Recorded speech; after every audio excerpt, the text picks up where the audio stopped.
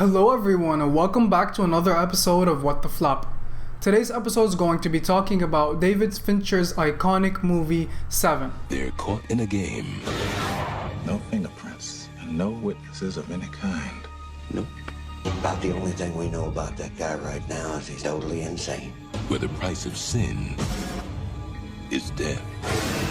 Okay, so this movie talks about two detectives, Somerset starring Morgan Freeman and Mills starring Brad Pitt, and in this movie, these two detectives work together to figure out a serial killer on the loose that is willing to kill 7 people for 7 deadly sins that they have done, and he is willing to punish them for it. And as you can see in the picture above, every single word shows a specific sin that this individual took advantage of or actually did.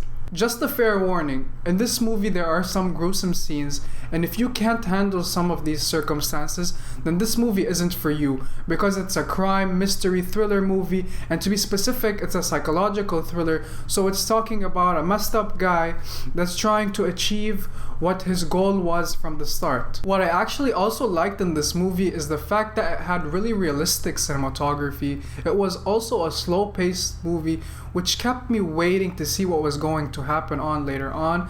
And at the same time, there was great acting coming from both Morgan Freeman and Brad Pitt, which back then in 1995 gave an incredible performance in my opinion. In fact, in the beginning of the movie, the plot formation that David Fincher chose was he was showing the book and the small handwriting that he showed in the book. He was also showing someone cutting off his skin where the fingerprints are, and this shows you that it's like some sort of a symbolism of the murder later on in the movie, and it helps the audience to gather all that information to see who it is later on in the film. All in all, I'm really glad that David Fincher stuck to his idea and the producers didn't have a say in changing the ending, because in my opinion, this is one of the best endings that I've seen in a very long time, and I would honestly love to rate this movie a 9 over 10. And if you're a fan of psychological thrillers, this is definitely a go-to movie for you to see. There is so much information in this movie